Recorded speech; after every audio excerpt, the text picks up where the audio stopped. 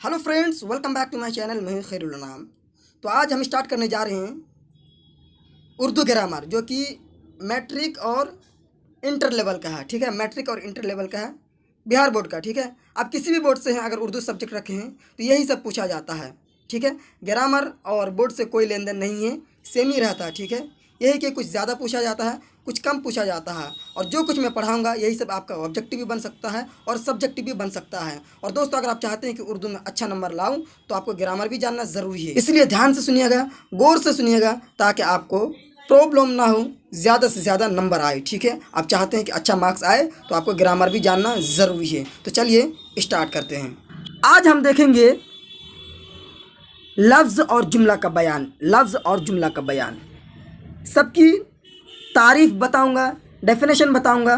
ठीक है, चलिए, लफ्ज़ किसे कहते हैं? पहला सवाल, लफ्ज़ इंसान के मुंह से जो आवाज़ निकलती है उसे लफ्ज़ कहते हैं। याद रखिएगा, 2 नंबर का पूछा जा सकता है।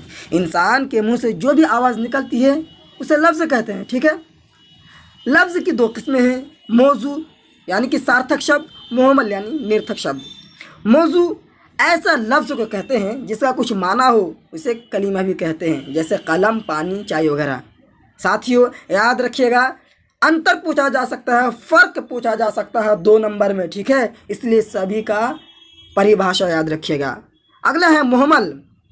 मुहम्मल ऐसा लफ्ज़ को कहते हैं जिसका कोई माना ना हो, जो बेमाना हो, जैसे वलम। कलम का अपोजिट क्या है? वलम। अगर आपसे कोई कहे वलम दीजिए तो आपको बिल्कुल बात समझ में नहीं आएगी। ठीक है, आप कंफ्यूज में रहेंगे कि वलम क्या होता है। इसी तरह वानी, पानी का अपोजिट वानी, चाय का अपोजिट वाई वगैरह। ठीक है, याद रखिएगा।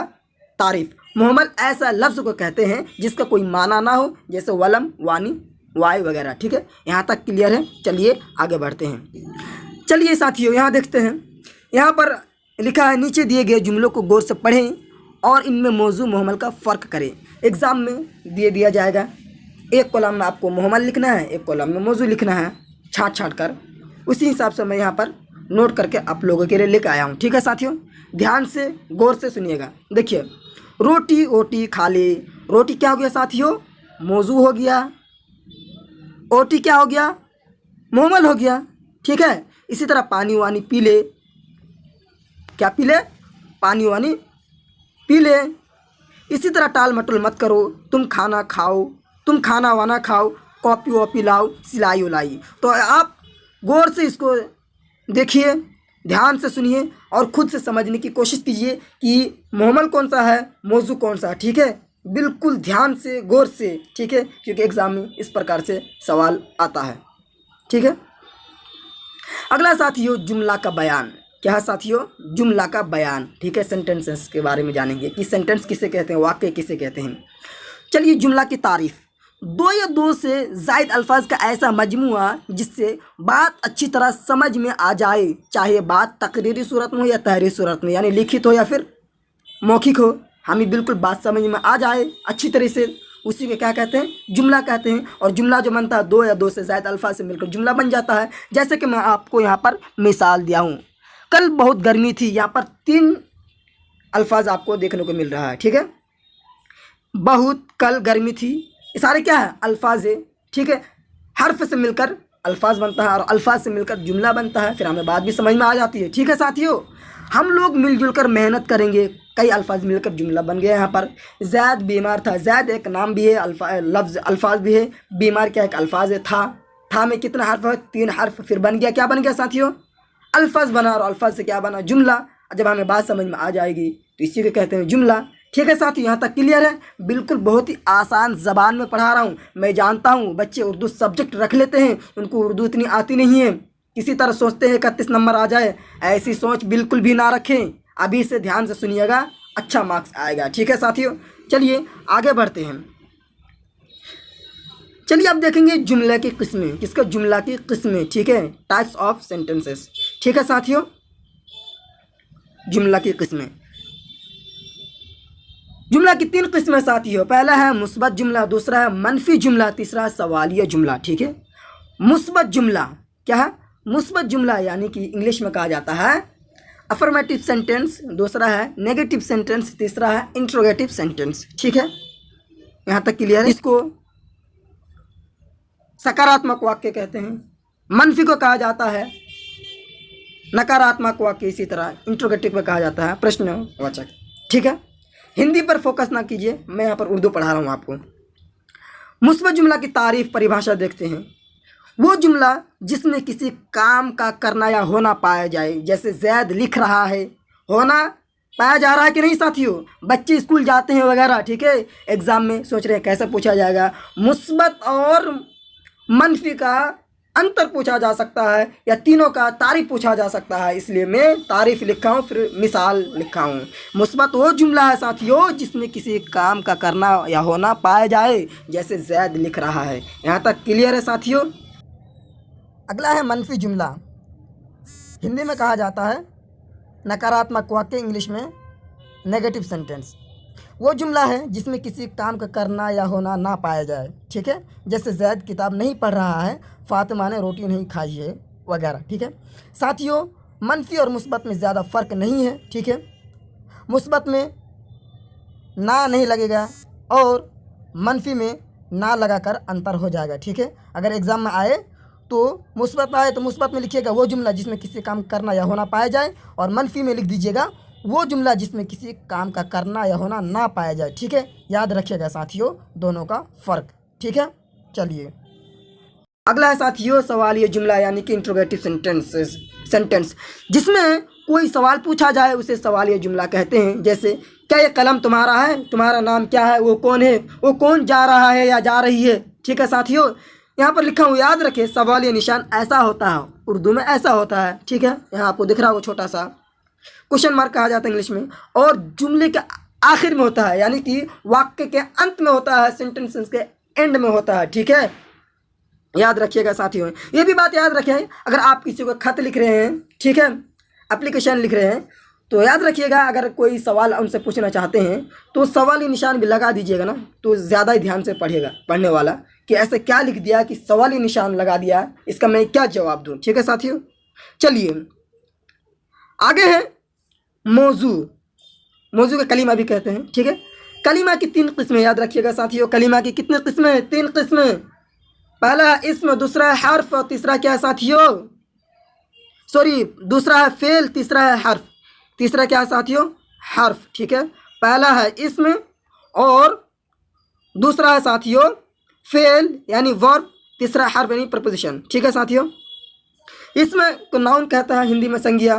ठीक है, तो कार्य कहा जाता है। ठीक है, चलिए अब इसमें की तारीफ देखते हैं। इसमें वो कलीमा है जो किसी शख्स या चीज़ या जगह का नाम हो, जैसे फातिमा, कुर्सी, दहली वगैरह। ठीक है, हिंदी में कहा जाता है किसी विशेष व्यक्ति या स्थान के नाम को ही क्या कहा जाता है? नाउन, संज्ञा कहा जाता है। ठीक है, तो इसमें वो कलीमा है जो किसी शख्स, चीज़ या जगह का नाम हो, उसे इसमें कहते हैं। ठीक है, क्योंकि एग्ज़ाम में आपको जो है छांटने को दिया जाता है। ठीक है, अगला है फेल। वो कलीमा है जिससे किसी काम का करना होना जाहिर हो, साथ में ज़माना का भी पता चले, यानी टाइम का भी पता चले, समय का भी पता चले। ठीक है, जैसे खाता है खाएगा, जाता है जाएगा, इसमें क्या है अभी का समय पता चल रहा, ये बाद में खाएगा ये भी पता चल रहा है, या अभी खा रहा है, ये सब आपको पता चल रहा है ना, तो इसी में कहते हैं फेल, यानी कि कौन सा समय में कौन सा काम हो रहा है। ठीक है साथियों, यानी इसमें समय का भी पता चले और जिससे किसी काम का करना है होना भी जाहिर हो। जैसे कि मैं खाना खा रहा हूँ तो पता चल रहा है कि खाना खाया जा रहा है और अभी खाया जा रहा है वर्तमान में। ठीक है, यहाँ तक क्लियर है। तीसरा साथियों हर्फ। क्या है हर्फ? हर्फ वो कलीमा है जो अपना माना खुद ना बतलाए बल्कि अपना माना बताने के लिए इसमें फेल का मोहताज हो, यानी कि दूसरे पर यह डिपेंड रहता है। जैसा कि पर, कौन, मैं, तुम, यहाँ, वहाँ, ये सब क्या है साथियों? ये सब हर्फ है। मैं बिल्कुल एक्सप्लेन करके आपको आगे बताऊँगा। ठीक है, यहाँ तक आपको क्लियर हो गया होगा।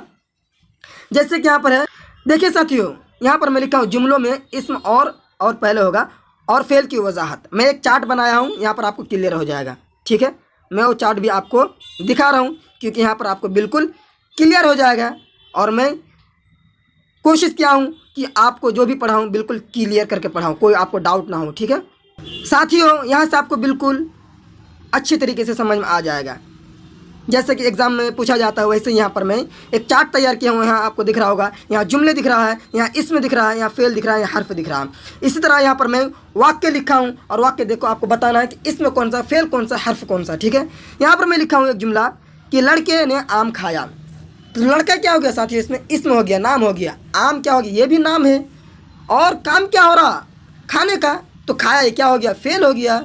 और जो काम होता है उसी को फेल कहा जाता है, कार्य कहा जाता है। और हर्फ ने जो है साथियों, यहाँ पर आपको ने दिख रहा है, यही जो है ने लगा कर एक जुमला बन गया। और जुमला जब बन जाता है हमें बात भी समझ में आ जाती है। तो ने यहाँ पर क्या हो गया, हर्फ हो गया। तो लड़के ने आम खाया, तो हमें बिल्कुल बात समझ में आ रही है। और जो समझ गया होगा तो आराम से बता सकता है कि इसमें कौन सा है फेल, कौन सा है हर्फ, कौन सा है। ठीक है, अगला जुमला है साथियों, मैंने किताब पढ़ी। किताब क्या हो गया, इसमें हो गया, नाउन है, संज्ञा है। काम क्या हो रहा, पढ़ने का, तो पढ़ना फेल हो गया। और मैं क्या हो गया, हर्फ हो गया। नहीं क्या हो गया, हर्फ हो गया। ठीक है, इसी तरह अहमद ने जैद को मारा। क्या हो गया साथियों, अहमद ने जैद को मारा।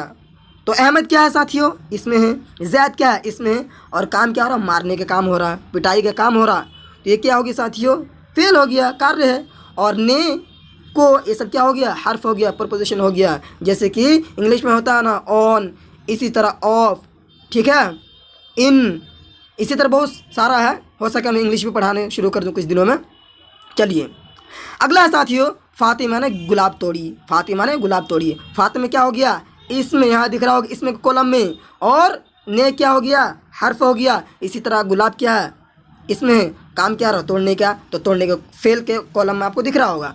मेज़ पर बिल्ली बैठी है, मेज़ पर बिल्ली बैठी है। मेज़ क्या हो गया साथियों, इसमें हो गया, बिल्ली क्या हो गया, इसमें हो गया। काम क्या हो रहा, बैठने का, तो फेल हो गया। इसी तरह पर क्या हो जाएगा यहाँ पर, तो पर क्या है साथियों, हर्फ है। लास्ट है हमारा साथियों, बच्चा नहर में डूब गया। बच्चा क्या हो गया साथियों, इसमें, और नहर भी क्या है, इसमें। काम क्या हो रहा, डूबने का, डूब गया, तो फेल हो गया। और मैं क्या हो गया साथियों, हर्फ हो गया। तो आई होप कि यहाँ तक आपको क्लियर हो गया होगा। तो साथियों आज हम लोग उर्दू ग्रामर देखे हैं और यही सब याद कर लीजिएगा। यही सब आपका ऑब्जेक्टिव भी बन जाएगा, सब्जेक्टिव भी बन जाएगा। और आपको अगर समझ में आ गया तो फिर आपका अच्छा नंबर भी आएगा। ठीक है, इसी तरह की वीडियो पाने के लिए चैनल को फटाफट सब्सक्राइब करके अपने दोस्तों में भी शेयर कीजिए ताकि अपने दोस्त को भी फ़ायदा मिले। ठीक है, फिर मिलता हूँ आपसे।